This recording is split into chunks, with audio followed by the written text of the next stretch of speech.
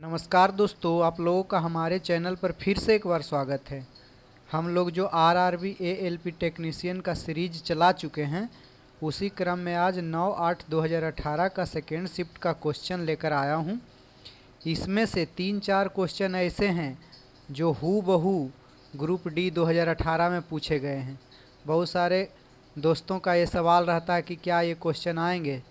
क्यों नहीं आ सकते हैं दोस्तों? क्योंकि क्वेश्चन तो सभी अच्छे रहते हैं, इसलिए क्वेश्चन कहीं भी पूछे जा सकते हैं। इसलिए हर एक क्वेश्चन को और उसके डिस्क्रिप्शन को ध्यानपूर्वक सुने।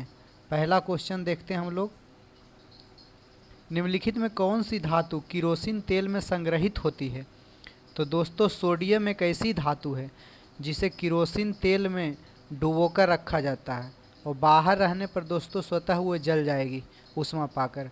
इसी तरह से एक अधातु है फॉस्फोरस। श्वेत फॉस्फोरस को भी जल में डुबोकर रखा जाता है क्योंकि वो भी बाहर में आग पकड़ लेती है। इसी तरह से देखते हैं, इसमें तांबा है। तांबा का परमाणु संख्या 29 होता है। प्लैटिनम को सफ़ेद स्वर्ण भी कहा जाता है, जबकि टाइटेनिक को रणनीतिक धातु कहा जाता है दोस्तों, तो याद रखेंगे। नेक्स्ट क्वेश्चन देखते हैं। 20 सेंटीमीटर की वक्रता त्रिज्या वाले एक अवतल दर्पण की फोकस दूरी क्या होगी? तो वक्रता त्रिज्या जो होती है फोकस दूरी की दुगनी होती है, यानी कि 20 सेंटीमीटर वक्रता त्रिज्या है तो उसका फोकस दूरी 8 सेंटीमीटर यानी कि C बराबर 2F के बराबर होती है। C यहाँ देखिए 20 सेंटीमीटर, 2F यानी कि F बराबर इधर 2 जाके 10 कट जाएगा, 10 सेंटीमीटर। नेक्स्ट क्वेश्चन देखते हैं। 5 सेंटीमीटर की गति से गतिशील 22 kg वजन वाले वस्तु की जो है गतिज ऊर्जा कितनी होगी? गतिज ऊर्जा बराबर आप लोगों ने पढ़ा है काइनेटिक एनर्जी बराबर हाफ mv²। काइनेटिक हाफ का हाफ हो गया m, वस्तु का द्रव्यमान कितना है दोस्तों? 22 kg, तो 22 दे दिए। और v वेग कितना है? यहाँ पे क्वेश्चन में दिया है 5 मीटर पर सेकेंड, तो 5 v का स्क्वायर यानी कि 5 का स्क्वायर, तो 2 से 11 बार में कट गया। 5 का स्क्वायर गुने 11 बराबर 275। और ऊर्जा का मात्रक गतिज ऊर्जा जूल, यानी कि 1 नंबर ऑप्शन सही होगा दोस्तों। नेक्स्ट क्वेश्चन देखते हैं। यदि आप एक दर्पण में देखते हैं और पाते हैं कि छवि आपसे छोटा है तो दर्पण किस प्रकार का है? तो याद रखेंगे कि जब कभी भी आप उत्तल दर्पण में अपना प्रतिबिंब देखिएगा तो आपसे छोटा ही दिखाई पड़ेगा। उत्तल दर्पण में बना प्रतिबिंब छोटा एवं सीधा होता है, जबकि अवतल दर्पण में बना प्रतिबिंब जो है उल्टा होता है और वस्तु से बड़ा होता है, आवर्धक होता है। नेक्स्ट क्वेश्चन देखते हैं। 7 नंबर क्वेश्चन है दोस्तों। बहुत बार बोला जाता है धर्म कर्म से क्वेश्चन आता है, जैसे ईसाई धर्म के संस्थापक कौन हैं, तो इस्लाम धर्म के संस्थापक कौन है, ये सब। तो उसी तरह से हिंदू धर्म के, सनातन धर्म के भी क्वेश्चन वेद पुराण से आते हैं। इसी क्रम में एक कठोपनिषद है, उसमें एक नचिकेता नाम का एक किशोर और किस देवता के बीच बातचीत जो है दर्ज हुई है, इसी के बारे में पूछ रहा है। तो सबसे पहले जान लीजिए, वेद की संख्या कितनी है? 4। वेदांग की संख्या कितनी है? 6। अच्छा, पुराणों की संख्या हिंदू धर्म में कितनी है? 18। और उपनिषदों की संख्या 108 होती है। यहाँ पे दोस्तों कठोपनिषद में ये नचिकेता कहानी है, थोड़ा सा समझ लीजिए। नचिकेता के पिताजी यज्ञ कराए थे और यज्ञ में यजमानों को बूढ़ी गायें दान में दे रहे थे। इसी पर नचिकेता ने सवाल उठाया और कहा कि पिताजी, यजमान को तो बढ़िया वस्तु दिया जाता है, कीमती वस्तु। आपके लिए तो, एक पुरुष के लिए तो एक बेटा ही कीमती होता है, तो आप मुझे किसे दान में दे रहे थे? इसी गुस्सा में नचिकेता के पिता ने कह दिया कि जाओ, तुझे यमराज को दान दे दिया गया। और यमराज के पास नचिकेता गए और यमराज के साथ इनका संवाद को दर्शाया गया है कठोपनिषद में। Next question. एक कंडक्टर का प्रतिरोध किसके व्युत्क्रमानुपाती होता है? कंडक्टर का प्रतिरोध R बराबर होता है ρ L/A। प्रतिरोध जो होता है प्रतिरोधकता का अनुपाती होता है, लंबाई का, चालक के लंबाई का भी अनुपाती होता है, लेकिन एरिया का चालक के अनुप्रस्थ काट का क्षेत्रफल के व्युत्क्रमानुपाती होता है। इसलिए देखिए यहाँ सूत्र में ये नीचे में व्युत्क्रमानुपाती जबकि ऊपर में समानुपाती है। नेक्स्ट क्वेश्चन देखते हैं।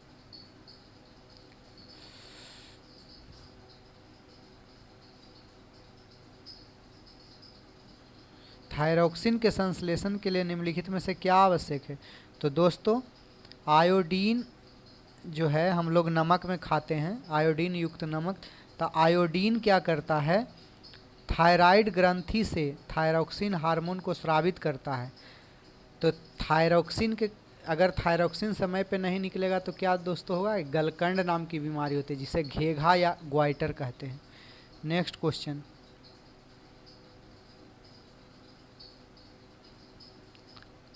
जीएसटी लागू करने वाला पहला देश कौन सा था? तो दोस्तों जीएसटी लागू करने वाला पहला देश फ्रांस था। फ्रांस जो है 1954 में ही जीएसटी लागू कर दिया है।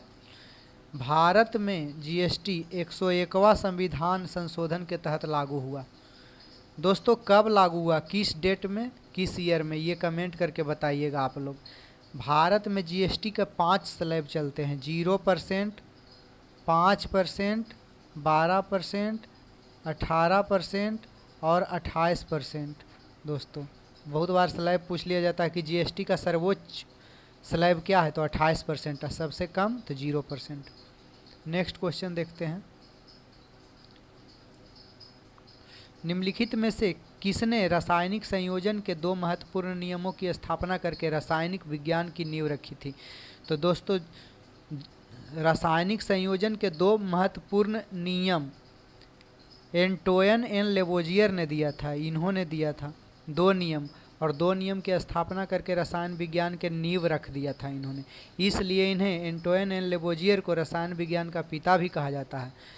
याद रखेंगे कि रासायनिक संयोजन के मुख्यतः 5 नियम हैं, जिसमें पहला नियम द्रव्यमान के संरक्षण का नियम होता है जो एंटोइन एन लेवोजियर के द्वारा दिया गया था।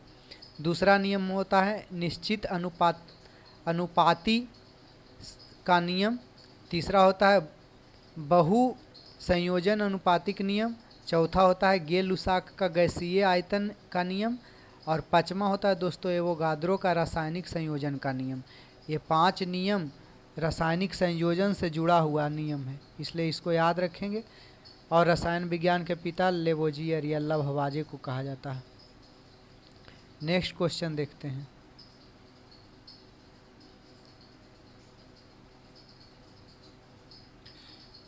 बहुत क्वेश्चन सेम टू सेम आ सकते हैं दोस्तों, इसलिए ये भ्रम में मत रहें कि ये क्वेश्चन नहीं आएगा, इसलिए हर एक क्वेश्चन को इम्पोर्टेंट समझे। सेल्सियस से केल्विन पैमाने पर तापमान को बदलने के लिए क्या जो करना होगा? अगर जितना सेल्सियस में दिया रहे, अगर 20 डिग्री सेल्सियस को आपको केल्विन पैमाने में बदलने के लिए कहे तो उसमें 273 जोड़ दें, बराबर 293 केल्विन हो जाएगा। और केल्विन में दिया रहे और डिग्री में निकालने के लिए कहा जाए तो -273 कर दें।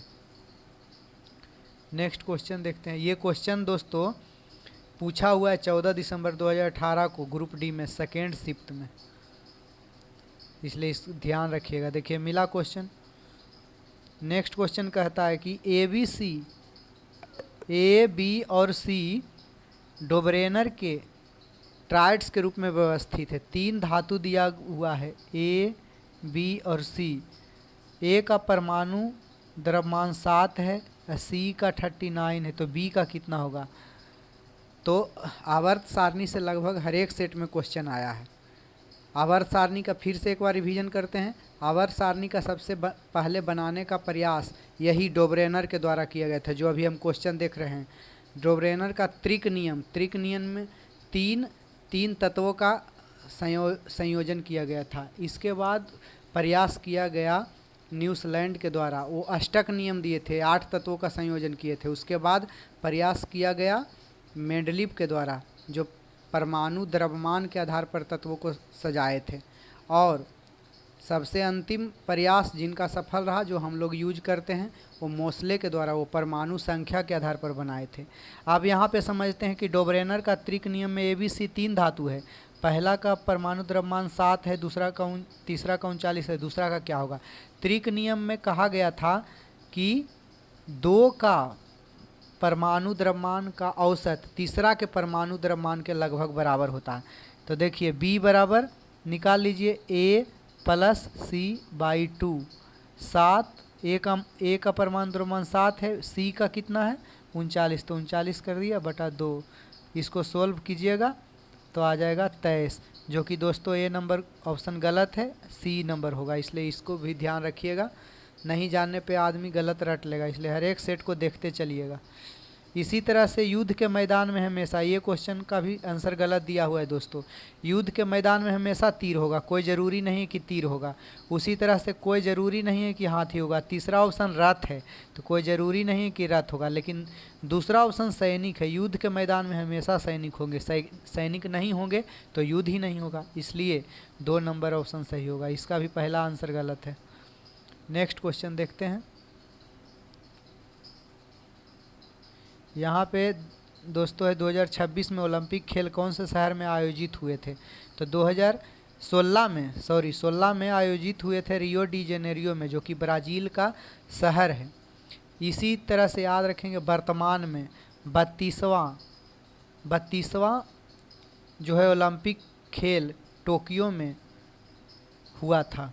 टोक्यो, जापान की राजधानी टोक्यो में हुआ था। ये 2020 का था दोस्तों, लेकिन 20 में कोरोना के चलते 2021 में खेला गया, जिसका शुभंकर मिराई तोवा था। फर्स्ट इसमें अमेरिका रहा, USA अमेरिका रहा, जबकि इंडिया का स्थान 48 था। इंडिया जो है इंडिया का स्थान 48 था और टोटल 7 पदक इन्होंने जीता था इंडिया ने, यानी 1 + 2 + 4, 1 दूना 2 दूना 4, 1 गोल्ड 2 सिल्वर और 4 ब्रॉन्ज मेडल जीता था। इसी तरह से याद रखेंगे 33वां जो है ओलंपिक खेल 2024 में पेरिस फ्रांस में होगा, जबकि 34वां लॉस एंजलिस में अमेरिका में होगा, इसलिए दोनों को याद रखेंगे।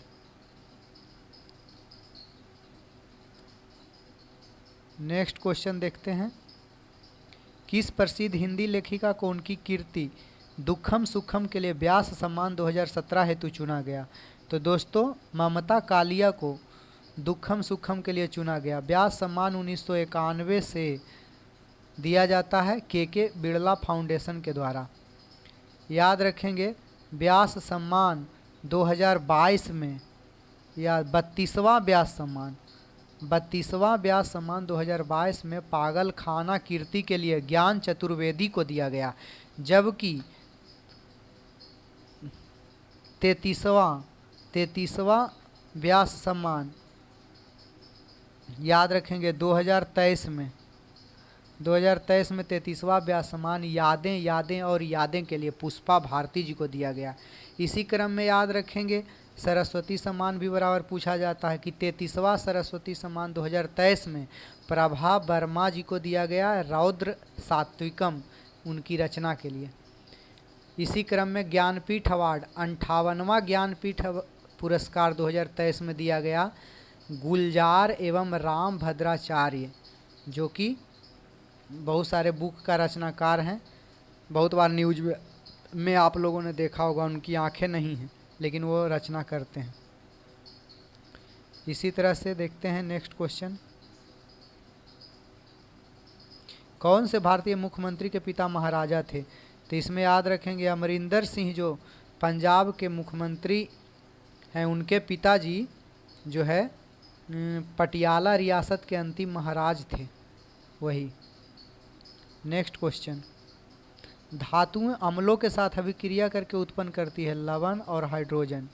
दोस्तों अम्ल और क्षार के पहचान के लिए सोरेनसन नामक एक वैज्ञानिक ने pH स्केल का आविष्कार किया था, जिसमें बताया गया है कि अम्ल जो है नीला लिटमस पत्र को लाल कर देता है, जबकि क्षार लाल को नीला कर देता है। नेक्स्ट क्वेश्चन देखते हैं। क्लोरीन गैस का उपयोग निम्नलिखित में किसके निर्माण में होता है? सबसे पहले एक जीके साइंस के तौर पर, जीएस के तौर पर याद रखें, क्लोरीन गैस फूलों का गंध उड़ा देती है, फूलों का रंग गंध उड़ाने के काम आती है।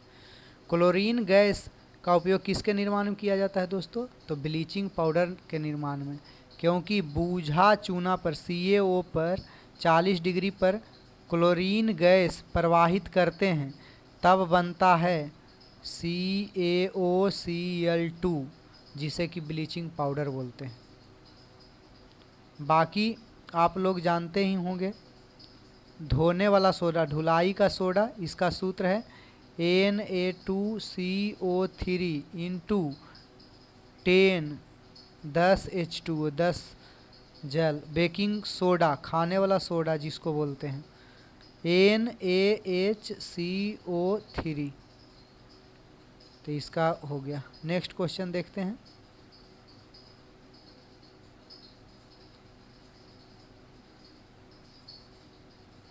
सभी क्वेश्चन इम्पोर्टेंट है, एक क्वेश्चन भी छूटे ना उसका डिस्क्रिप्शन याद रखेंगे। देखिए यहाँ रीजनिंग एक दिया है, भोजन वैसे ही फ्रिज से संबंधित है जैसे कपड़े डैश से संबंधित है।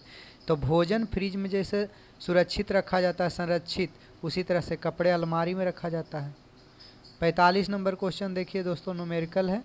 2 kg के एक द्रव्यमान वाली वस्तु ऊपर की ओर 20 मीटर पर सेकेंड के प्रारंभिक वेग से फेंकी जाती है, 2 सेकेंड बाद उसकी गतिज ऊर्जा कितनी होगी? तो दोस्तों याद रखिए, ऐसा कोई भी न्यूमेरिकल आए तो सबसे पहले लिखने का प्रयास करें। अगर 9, 10 में आप न्यूमेरिकल पढ़े होंगे तो ज़रूर आपको सोल्व करने में मदद मिल जाएगी। देख m बराबर दिया है दोस्तों 2 kg, मास बराबर m फॉर मास, और वस्तु ऊपर की ओर 20 मीटर पर सेकेंड के वेग से फेंकी जाती है। ऊपर की ओर जब फेंकी जाती है, यानी कि प्रारंभिक वेग को u से डिनोट करते हैं, तो 20 मीटर पर सेकेंड के उसे फेंक दिया गया। अच्छा, 2 सेकेंड बाद, यानी कि t दिया हुआ है, टाइम 2 सेकेंड दिया हुआ है, टाइम 2 सेकेंड दिया हुआ है। अच्छा, और गुरुत्वीय त्वरण स्मॉल g का मान यहाँ पे दिया हुआ है कि 10, लीजिए स्मॉल g का मान 10 मीटर पर सेकेंड गुरुत्वीय त्वरण है। कभी भी ऊपर की ओर कोई वस्तु फेंकी जाती है तो उसमें गुरुत्वीय त्वरण के विरुद्ध कार्य करना पड़ता है। ऐसे में सूत्र लगाते हैं अंतिम वेग ज्ञात करने के लिए, v बराबर u माइनस GT। अंतिम वेग निकालने के लिए प्रारंभिक वेग 20 माइनस g कितना था दोस्तों 10 और t 2, यानी कि 20 माइनस 10 दूना 20 बराबर 0। अंतिम वेग 0 आ गया दोस्तों। अब इसको आगे देखते हैं। अंतिम वेग जब 0 आ गया तो हमको क्या गतिज ऊर्जा निकालना था। तो गतिज ऊर्जा का सूत्र क्या पढ़े हैं, काइनेटिक एनर्जी बराबर हाफ mv²। यही भी निकालने के लिए हम लोग इतना खेला खेले अभी। तो काइनेटिक एनर्जी बराबर हाफ, तो हाफ रख दिए सूत्र।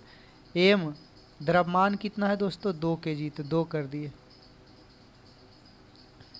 और उसके बाद v का स्क्वायर, v कितना है अंतिम वेग 0, तो 0 का स्क्वायर, 2 से 2 कट गया, 0 में किसी से गुना करेंगे तो 0। और चूँकि गतिज ऊर्जा है तो जूल में आंसर 0 जूल हो जाएगा यहाँ पे आंसर। फिर से सुन लीजिएगा इसको। 46। नेक्स्ट क्वेश्चन देखते हैं। बहुत मस्त क्वेश्चन है दोस्तों, अगर रिजल्ट नहीं हुआ तो फिर बेकार हो जाएगा तैयारी, इसलिए एक एक क्वेश्चन इंपॉर्टेंट करके रटने का प्रयास करें। हृदय नाथ मंगेशकर पुरस्कार 2017 किसने जीता है? तो हृदय नाथ मंगेशकर पुरस्कार 2017 जावेद अख्तर साहब को मिला है, जो कि बहुत सारे रचना करते हैं। दोस्तों ये जो है हृदय नाथ मंगेशकर पुरस्कार के अंतर्गत इसका स्थापना 2011 में हुआ था दोस्तों, और 1 लाख रुपए पुरस्कार के तौर पर दिया जाता है। इसी तरह का एक पुरस्कार जो बराबर चर्चा में बना रहता है, लता दीनानाथ मंगेशकर पुरस्कार, जो कि इस बार देने का बन रहा है AB को, अमिताभ बच्चन को। नेक्स्ट क्वेश्चन देखते हैं। 4 किलोग्राम वजनी एक वस्तु स्थिर स्थिति में है, यानी कि पहले लिख लीजिए m बराबर 4 kg, मास बराबर 4 kg है। उसके बाद स्थिर स्थिति में, मतलब प्रारंभिक वेग u बराबर उसका 0 मीटर पर सेकेंड है। उसी तरह से जो है निरंतर बल उस पर लागू होता है तो 5 मीटर पर सेकेंड की गति प्राप्त करता है, यानी कि अंतिम v बराबर वेग हो गया 5 मीटर पर सेकेंड का वेग। अब कह रहा है कि किया गया कार्य इस पर क्या हुआ। तो दोस्तों कभी भी गतिशील वस्तु रहती है उसमें किया गया कार्य जो होता है, अंतिम गतिज ऊर्जा को ही किया गया कार्य बोलते हैं। तो अंतिम गतिज ऊर्जा यानी काइनेटिक एनर्जी बराबर हाफ mv²। हाफ का हाफ कर दिए, m है 4 kg तो 4 कर दिए, v का स्क्वायर, v कितना है 5, तो 5 का स्क्वायर कर दिए, 5 गुना 5, 2 दूना 4, तो 5 गुना 2 10 और 5 50, 50 गतिज ऊर्जा का मात्रक जूल, 50 जूल है दोस्तों। Next question.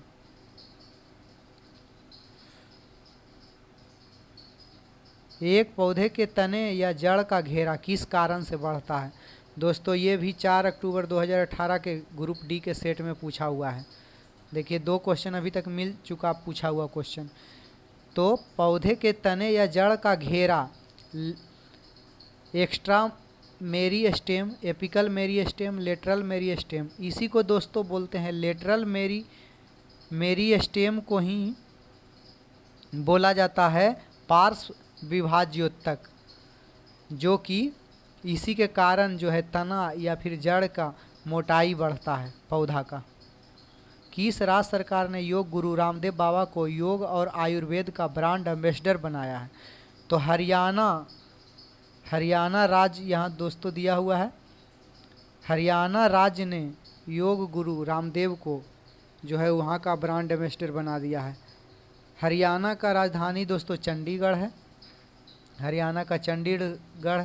CM है दोस्तों NSS यानी नायाब सिंह सैनी, जबकि गवर्नर हैं यहाँ के, गवर्नर बंडारू दत्तात्रेय हैं, बंडारू दत्तात्रेय।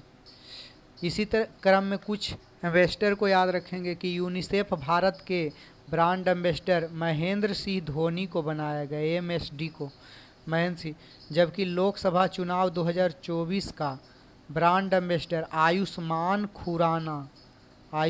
खुराना को बनाया गया है। बिहार में खादी का ब्रांड एम्बेसडर मैथिली ठाकुर को बनाया गया है, जबकि टीबी उन्मूलन के लक्ष्य के लिए दीपा मलिक को बनाया गया है। जो दीपा मलिक हैं पैरालंपिक गेम खेलते हैं। टीबी उन्मूलन का लक्ष्य भारत में 2025 है दोस्तों। आप लोग कमेंट करके बताइएगा कि मलेरिया उन्मूलन का लक्ष्य भारत में कब तक रखा गया है। नेक्स्ट क्वेश्चन देखते हैं।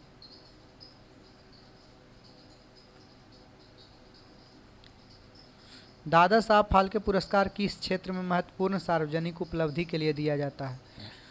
तो दादा साहब फाल्के पुरस्कार फिल्म निर्माण और फिल्म के क्षेत्र में दिया जाता है। दादा साहब फाल्के पुरस्कार का स्थापना 1969 में हुआ था दोस्तों, 1969 में। याद रखेंगे दादा साहब फाल्के पुरस्कार के प्रथम विजेता, आप लोग कमेंट कीजिए प्रथम विजेता कौन है। उनके नाम के टाइटल में लास्ट में रोरिक है। आप पूरा नाम लिखिए कमेंट में क्या था उनका पूरा नाम। टाइटल हम बता दिए रोरिक। जबकि 2020 में याद रखेंगे 52वां दादा साहब फाल्के पुरस्कार मिला था किनको, आशा पारेख जी को।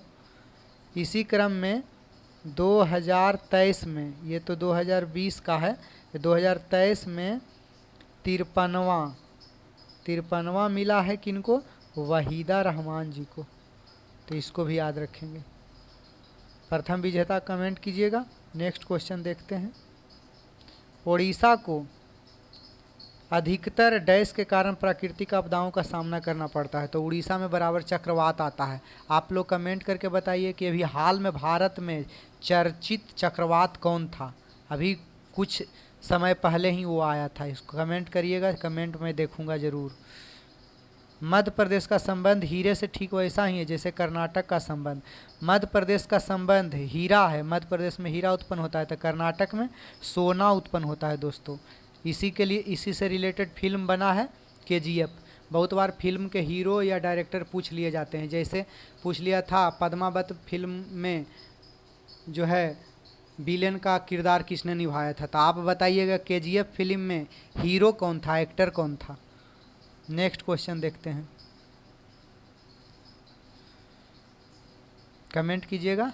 KGF फिल्म का हीरो निम्नलिखित में कौन बढ़ते भ्रूण के लिए पोषक उत्तक का कार्य करता है। तो दोस्तों जब शुरुआत में जायगोट बनते हैं, जायगोट धीरे धीरे भ्रूण में विकास होता है, तो भ्रूण के लिए पोषक उत्तक का कार्य एंडोस्पर्म करता है, इसलिए इसको हमेशा याद रखेंगे। नेक्स्ट क्वेश्चन देखते हैं, खाद्य पदार्थों में दुर्गंध आने का मुख्य कारण वसा और तेलों का डैश है। तो कोई भी खाद्य पदार्थ जिसमें वसा या तेल की मात्रा है वो तेल के मात्रा के कारण ऑक्सीकरण होने लगता है खाद्य पदार्थों का, इसलिए उससे दुर्गंध आने लगती है। नेक्स्ट क्वेश्चन देखते हैं, कौन सा प्रकृति में कभी अकेले नहीं होता है। तो दोस्तों जड़त्व, कोई वस्तु अकेले है तो वह जड़त्व की स्थिति में है। कोई वस्तु अकेले ही वेग में रहती है, या फिर समवेग के लिए दोस्तों किसी वस्तु का द्रव्यमान और वेग की आवश्यकता है तो वो भी अकेले होती है। लेकिन बल हमेशा दो वस्तुओं के बीच तुलनात्मक बल का अनुभव किया जाता है, यानी कि दो वस्तु के बीच ही बल का अनुभव किया जाता है। बल प्रकृति में अकेले कभी नहीं रह सकता है, तो बल का आंसर, इसका राइट आंसर होगा बल। और ये दोस्तों पूछा हुआ है, ये भी क्वेश्चन देखिए, अभी चौथा क्वेश्चन मिल गया हम लोग को, जो कि ग्रुप डी में 20 सितंबर 2018 को पूछा गया है, ये बल वाला। नेक्स्ट क्वेश्चन देखते हैं, भारतीय पैरालंपिक हाई जंपर का नाम बताइए जिन्होंने रियो पैरालंपिक्स में स्वर्ण पदक प्राप्त किया और उन्हें 2017 में पद्मश्री से सम्मानित किया गया है। तो ये दोस्तों मरियप्पन थंगावेलु जी थे, क्योंकि ये पैरालंपिक्स में स्वर्ण पदक लिए इसलिए ये चर्चा में आ गए थे। तो ये तो ओलंपिक वाला भी आगे में हम चर्चा भी कर दिए दोस्तों, इस तरह से याद रखेंगे। ओलंपिक में भारत का पोजीशन 24वां नंबर था। ये याद रखिए कितना पदक पैरालंपिक में, ओलंपिक में 48वां नंबर था, सॉरी दोस्तों, पैरालंपिक में 24वां नंबर था भारत का पोजीशन। पैरालंपिक में जैसे ओलंपिक में 7 पदक जीता था भारत, पैरालंपिक में भारत कितना पदक जीता था ये कमेंट कीजिएगा। जब कोई भी क्वेश्चन पूछता हूँ दोस्तों तो वहाँ बगल में कॉपी में नोट कर लीजिए, और जो 3-4 क्वेश्चन होते हैं लास्ट वीडियो के लास्ट में सभी को कमेंट कर दीजिए, इससे कि याद रहेगा सब क्वेश्चन। तो पद्मश्री के बारे में हम लोग जान लेते हैं।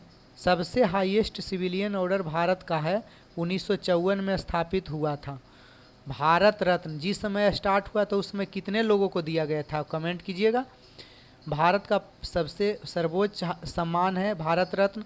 दूसरा नंबर का पुरस्कार है पद्म विभूषण, जो नागरिक को दिया जाता है। तीसरा पुरस्कार है पद्म भूषण, और चौथा पुरस्कार यही है जो पद्मश्री मिलता है किसी भी व्यक्ति को। नेक्स्ट क्वेश्चन देखते हैं, यदि क्रिप्टॉन की परमाणु संख्या 36 है तो उसका इलेक्ट्रॉनिक विन्यास क्या होगा। किसी भी परमाणु की संख्या कितना है दोस्तों, कक्षा के लिए मैं सूत्र बताया था 2n² होता है, जहां n कक्षा की संख्या, पहला कक्षा, दूसरा कक्षा, n बराबर 1, n बराबर 2, n बराबर 3 ऐसे रखिएगा तो कक्षा की संख्या मिलते जाएगा। तो अभी हम सर्च करते हैं 36 नंबर, पहला कक्षा में कितना हाईएस्ट हो सकता है 2n², तो 2 का 2 n के कक्षा की संख्या 1 रखते तो 1 के स्क्वायर 1 ही होता है, तो 2 एकम 2, यानी कि पहला में 2 होगा तो चारों में 2 है। दूसरा कक्षा का देखते हैं 2n², n के जगह क्या बोले थे 2, दूसरा कक्षा है तो 2 के स्क्वायर, तो 2 दूना 4 दूना 8, यानी कि दूसरा में 8 रहेगा, तो ये दोनों छटा गया दोस्तों, ये दोनों अभी चल रहा है। ठीक, तीसरा कक्षा के लिए 2n² तो 2 का 2, और तीसरा कक्षा है तो 3 का स्क्वायर, तो 3 3 9 और दूना 18, यहाँ 18 आ जाएगा, तो ये देखिए 18 आ गया, यानी कि तीसरा ऑप्शन सही। और बाकी बचा 18 2 20 8 28, बाकी बचा 36 में, 36 के लिए 6, 36 के लिए जब 6 बचा उसको जोड़ लीजिए, जितना जो बचा वही हो जाएगा चौथा कक्षा में, तो तीसरा ऑप्शन सही होगा। नेक्स्ट क्वेश्चन देखते हैं।